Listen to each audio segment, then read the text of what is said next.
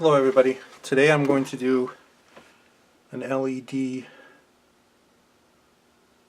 port, or sorry, not the ports today.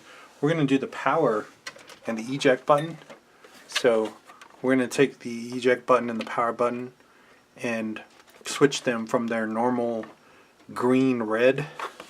I actually have this unit taken apart so it'll show an error screen. It's still plugged in, the power port plugged in.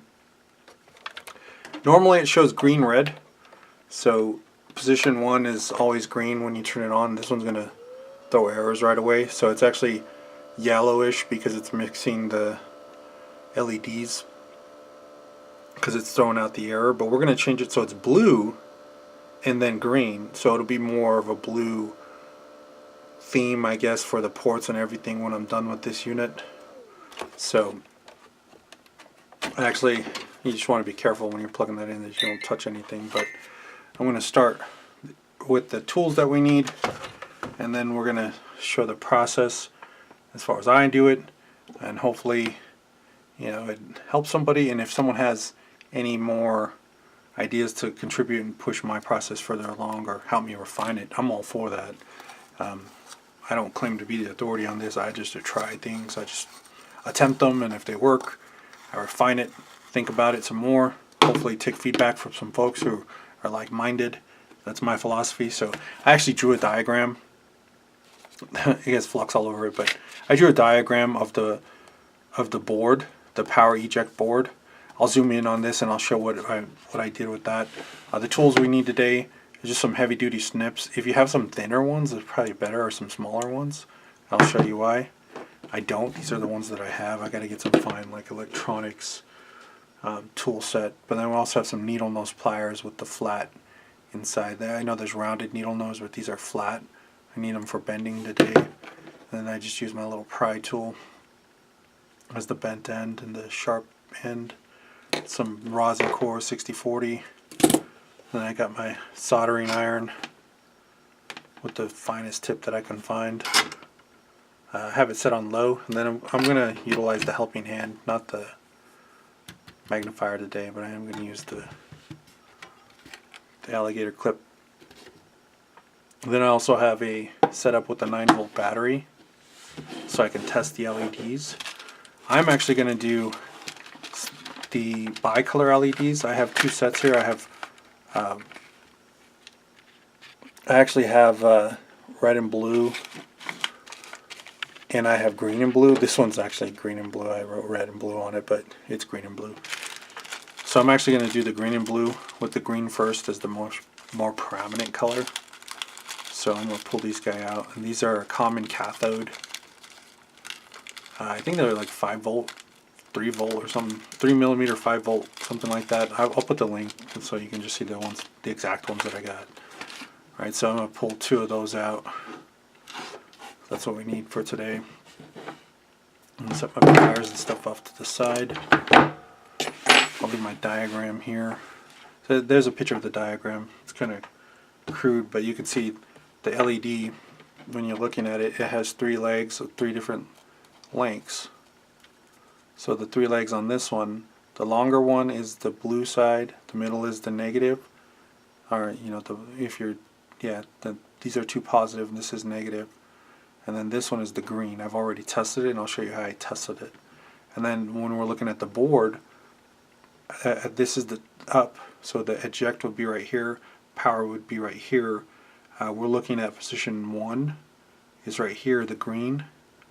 So that's position 1, and then there's position 2. Well, this is side 1, but that's position 1 as far as the first green for our reference, and then here's the second green when I tested the board. So when we touch this lead on this LED, it fires up green, is what I'm saying. And when we touch this lead on this LED, it fires up green. So we're going to match our blues to those greens, and then the top part is red and the bottom part is red, so it kind of crosses over diagonally as far as which lead is which when you're looking at the board. So I'm going to take the board out and we're going to look at that. So as far as taking the board out, when you have the unit, you basically just take the the side part right here, I pop my spudger, I guess it's called. I like to call them spudgers, I like that word. But you just kind of pop it in underneath, and then it kind of pries up. This plastic is really brittle, so you have to be careful. But once you get it underneath, how it's kind of, that's why these spudgers are really helpful, because when you pry that up, and then you go down past that part, pry that one up, it pops off, and then you kind of push it down, and it disconnects. Of course, you want to disconnect the power from inside, right? You gotta disconnect the yellow wire, grab the, and then do the same thing on this side. Kind of use your end to get in there, actually this way, right? Just kind of get in there and pry it off, push it down. So these things actually, when you're inside, sometimes it's a lot easier to take this part off by pushing them up, but usually when you disconnect this one and push it down, it flips it enough so that these come off without breaking these tabs, and those tabs are still in good shape, so we're good to go on that. So we have the power board exposed. There's a little tab right here that you want to push down, so you get that tab pushed down and out of the way, and then the board should pop right out, and there you go. Excuse me. We're just going to set that aside for reference later on, and we'll bring it back in to show you how this process works. So this one, I found the boards, there's a couple different methods to do this. The first one that I kept doing, so you can see the diagram that I made. So you're looking at green on top right here, right? And then diagonal from it on the bottom on LED, what's marked LED 1, this is the green lead, and the green lead on top. So the reason why we're doing that is we're going to line up the new LED with the blue leg, which is the longer one, with the green leg here. So we can make the bicolor. So it starts with blue, and then when it errors, it adds green into it, and it'll mix and be kind of purple, which is pretty cool. I like that. It's probably my favorite color change out that I've run into. I also like the purple UV. But you can definitely, if you wanted to, you can add, if you don't have the bicolor common cathodes, you can add the 3mm, just the single color. You can just follow the top part right here, the green and the green on the bottom as the main ones. You can actually just leave it so that you connect this one to those leads and you leave the other one empty. It won't show errors anymore, but you can still do it, and you can basically just solder that into there, and you'll have a different color. So you can change the ports out to any color that's available in LEDs, because I found that common cathode bicolors only come in certain color combinations, like red, blue. You know, there's not a whole lot of different color variations that I found. So you can use one or two of the single colors. You can even put two in there because there's enough room for these small ones. So you can put one right there, and then put one sort of underneath, and just have two kind of adjacent to each other, and they'll still fit underneath, and they'll still light up with errors, and you'll have two colors if you need to, because there's enough room to get on the negative and the positive there. But I'm just going to use, today I'm going to use the bicolor because I have some and I like this color. So looking at the board, two ways to do this. You can actually drop some solder on here, some flux and some solder, and you can actually heat these up really gently and just kind of pull the LED out, and then pop the LEDs through and then trim them, and same thing on here. But I found that when you do that, the pads, which is the part that connects the trace on the board to the actual the metal pad here where the solder meets the prong for the LED, that pad lifts up really easily. If you barely heat this up, that pad will pop right off of this trace and disconnect, and then you're screwed. You have to come to your secondary one over here somewhere, whichever one, you know, follow the trace. I actually did that before, and I had to do that to repair it. I was like, well, that's a bummer. I don't want to do that anymore. So what I've done now is I have started to just clip the front here. So you can take these LEDs right here and just clip the legs off and then solder your new LEDs right to the legs. It doesn't look as clean, but it works. And since it's going to be underneath the front faceplate, you're not going to see it, and there's enough room in here for plenty of solder or whatever it is you need to do. It looks like there's a spider web in there. That's always awesome when you find that, right? Hopefully there's no spider eggs in my house. But you can see it just illuminates this clear piece right here, gives you your color codes, right? And then there's plenty of room for the LED here, and then any soldering points will be kind of hidden under there. I'll show you at the end here. I don't want to make this video too long, so I'm just going to jump right into it. So as far as the method I'm going to use today, we got our diagram all set. I'm going to put that off to the side. One important step in this is double check your LEDs, because the LEDs, sometimes they don't work. So what I've done is I've taken a couple alligator clips. It's just a long red one, right, and then a green one, and I put a 100 ohm resistor in the middle, and I'm going to pop that right on the positive side here. So I got a positive lead right there, and then I'm going to take a black alligator clip and pop it on the negative. This is an important step because it's kind of a bummer if you actually get so far along where you soldered these in and then you find out that the LED wasn't working. So we'll just double check that. We got the blue side working, the green side working. I don't know if you can tell the color difference on this video. I don't know, my camera is kind of struggles with the contrast, but it is what it is, right? So that one works. And then we confirm that the longer leg is actually the blue. So when you're looking at it, the longer leg is blue. And that's just me, it's not the LED, I'm just shaking. So if I put that down though, I got a nice blue color. And then I got a nice green. So both LEDs work, confirmed.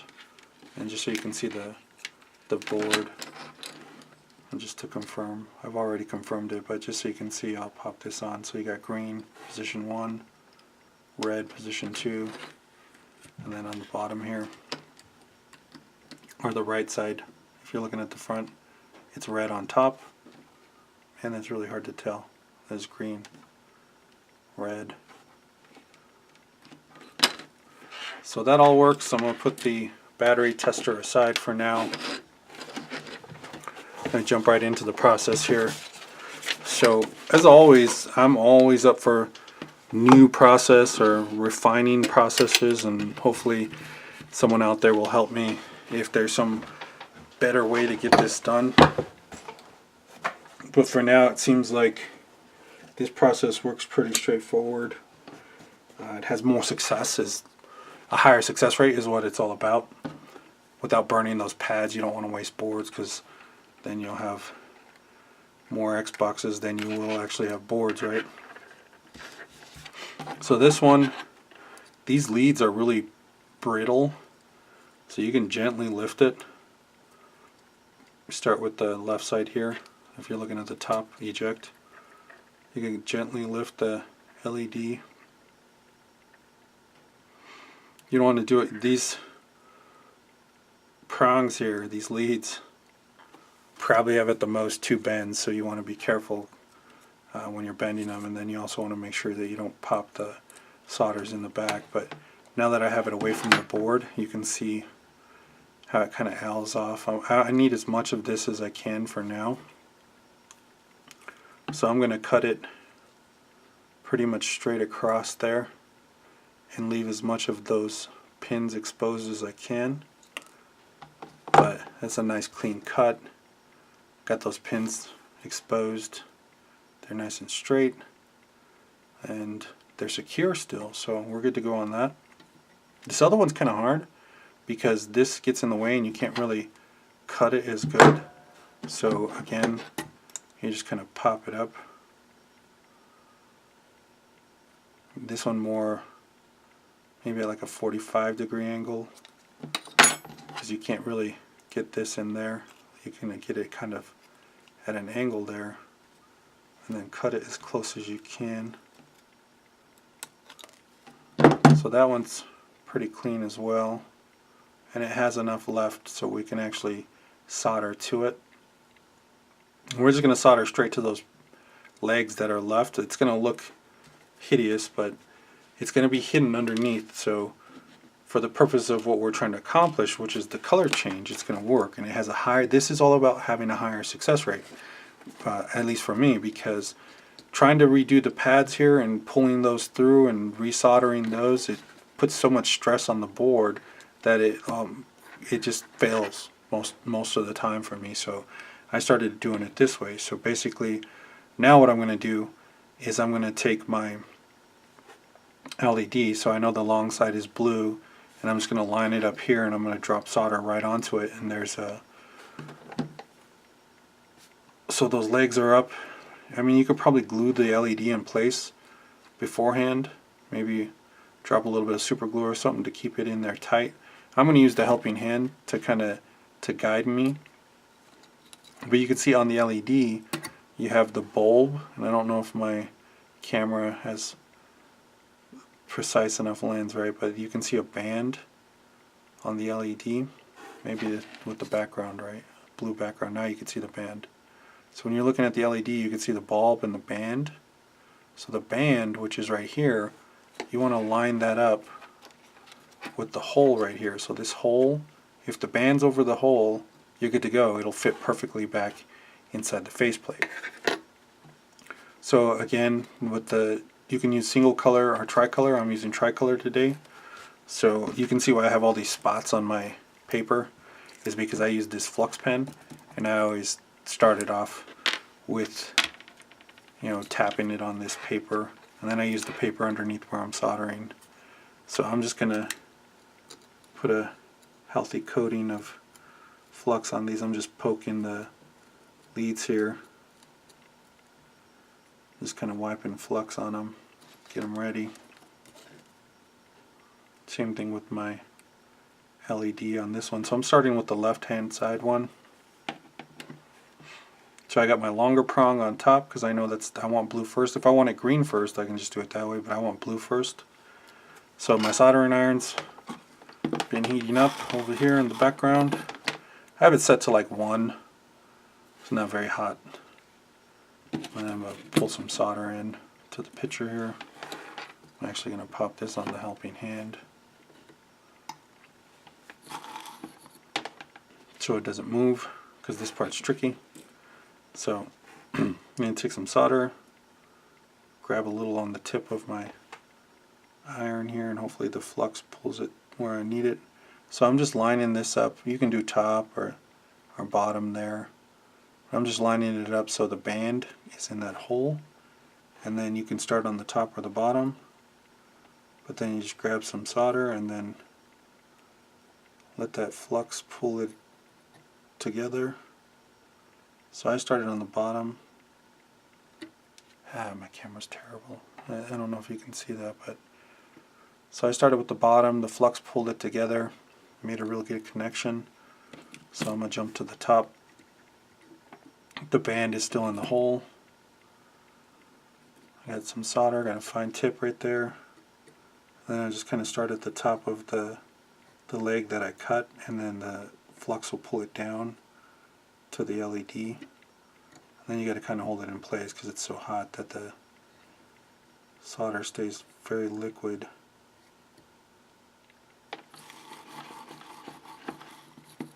So that top one's good. The middle one's kind of hard. The middle one, make sure you use a lot of flux on the middle one. I gotta figure out some lighting. I don't know if it's better. Let's see. Is it better if I do it this way? That's not really helpful either. Just kind of blurs everything out. Well, you can see it better. You can see the fine print on the board, but it doesn't really help with seeing the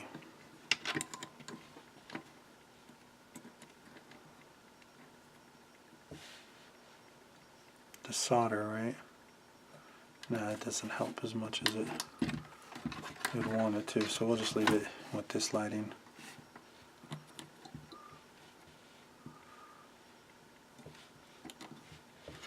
So the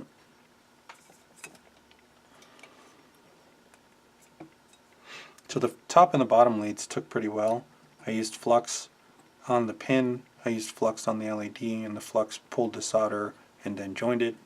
So this one, I'm actually going to reflux it because I've been talking so much. So I'm just going to, I think I'm going to get some flux paste or something so it's easier to do this. This pen actually comes in handy for T-sopping though, or soldering to a board, doing a chip or something. But that one, so I got flux on the middle pin there. Nice clean fine point tip on my iron. I guess the point is you can pull the flux will pull the solder down. So if you drop the solder right from your iron, it should pull it. And I don't know if you can see that, but it kind of pulled it, and you can see it curing. And the contrast on my camera is terrible, but you can see it curing to the two bands, and it basically just put them together. So there's a little bit of black residue left. I'm actually going to hit the top one again. Got that one a little cleaner. Middle one looks good. The band is right over the hole. So that one looks good. I'm going to clean that up, and now we can just snip this as close as we can. So I'm just going to take my wire cutters and snip one at a time as close as I can to the board. These are actually good to save. I found that if you're struggling with T-sopping and you need to get those points together, this is actually a very good bridge, so I actually started putting them in a bag. Just a little pro tip, right? Save the legs from your LED so you can use for joining points on the board if you need to, or whatever. Wire is always helpful to have in electronic soldering. Something that time you maybe repair a trace or something, a whole bag full of trace repair. So you see that kind of looks barbaric.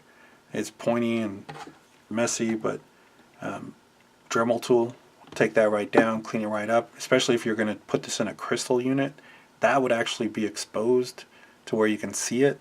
It doesn't look terrible, but when you're looking at it, you're like, why is it kind of like a prong? But if you hit it with a Dremel, without hitting the LED, of course, you hit this with a Dremel and just kind of shaved it down, or had some finer snips, but that looks pretty good. So we're going to jump to the other side. We got the points up right there. We're going to flux them.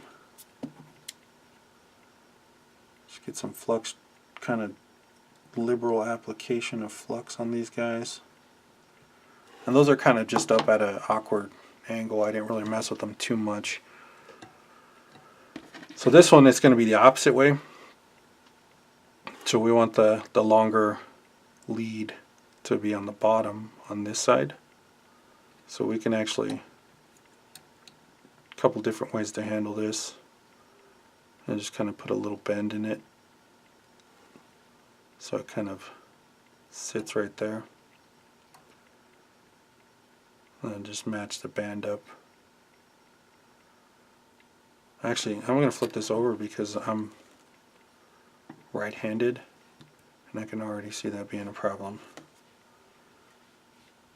So I'm not going to be able to hold it and drop solder on it.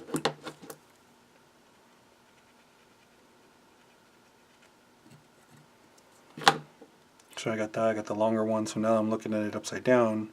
I need the longer one up there. I'll make sure that band lines up with the hole there. Grab my iron. You can't see this, I have the solder underneath here, but I'm really not sure of another way to do this, but I just kind of line that up and then touch the end of the solder right off the spool there. Get enough on the tip of my iron, and once you hit that flux you can hear it sizzle, and then let it cool. Let that first one cool, and then repeat the process here. I'll go to the bottom one. That one actually came out a lot cleaner. That one's really smooth. The middle one's really hard. I get the finest tip that I possibly can, but it's still hard to get in there sometimes.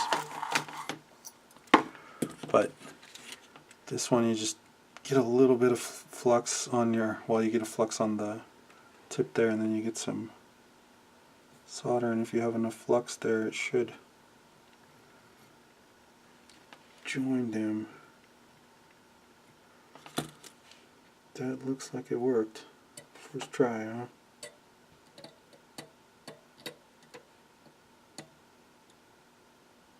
I'm making some comb music. Yeah, so that looks good. So that one, good to go. It's cured. That one cured. I smoothed it out a little bit. That side, the prongs stick up kind of pokey right there, but this one's good to go. So I'm going to put the solder up. So there I got the legs. Of course I got to cut the legs off, but I can still get in there with this and cut them off close enough so that they're out of the way. Jeez, need some safety glasses, right? That one popped up in the air. So again, I'm going to save these guys. I don't know how many I'm going to need, but it may come in handy. Alright, so I got those all done. They look terrible on this. Like when you look at them like this, they look horrible, I'll be honest. But they're connected, which is what we're going for. So functionality. And like I said, I have a Dremel tool, and I can actually trim these down. And the bend and the spacing, this one actually looks really good as far as spacing, and it looks really clean. So once I Dremel those down, I just hit it really quick, like just take that right off. Same thing here, just take those prongs right off. But the point I'm trying to make here, as far as functionality is concerned, is that it's actually going behind and inside this thing. So once you put it in there, you can see that the power LEDs, when you're lining them up in there, here's the LED, and there's the spot that the LED sits in. You can imagine this turned around, right? But the LED sits in there, and the prongs will sit right here behind it. So there's enough room for those prongs, even if you leave them like that. And if you're doing just a solid black unit, or the only way it would really be necessary to get those 100% clean is if you're putting them in a crystal unit, so you can have them look 100%, because I like things to look good as well as function correctly. But sometimes functionality and a quick and dirty build, right? So you can see those prongs kind of hang out of the edge right there, but they're not going to make contact with anything, because once you put this back on, as long as they're not hooked straight over, they're not going to hit anything on the board here. There's nothing there that it's going to run into, because when you see this actually onto there, everything's just normal like it would be, and it's not going to ground out or anything on the casing. So that really, the workmanship though, I would always try to clean it up as much as I can, but that fits nicely in there. The last thing I'm going to do is show the difference now. Again, be careful if you're doing this way. This is it's probably not the best way to do things, but I've been working with electricity for a while, so of course it's not plugged in, so I'm never reaching inside the unit when it's plugged in. But I'm just going to take the board and line it back up.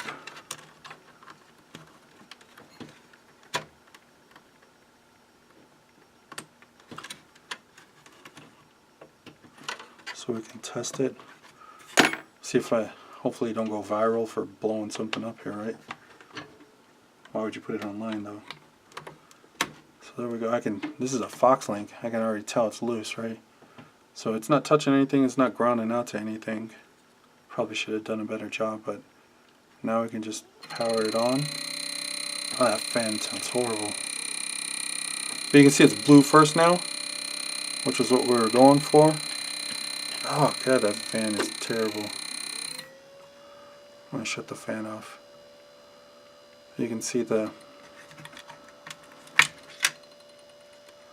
blue first, and then it's airing out right now, so it would be green too. But it's got a nice blue touch to it. Fits nicely inside the faceplate.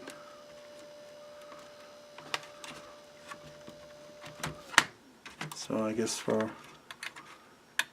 a 30-minute video that's not bad, but now I'll have a nice blue power on off.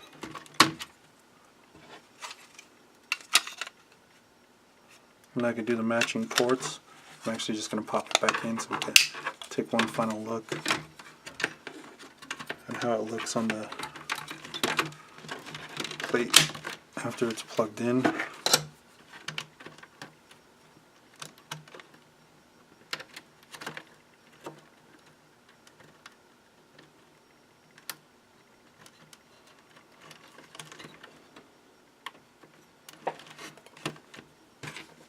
So let me zoom out here.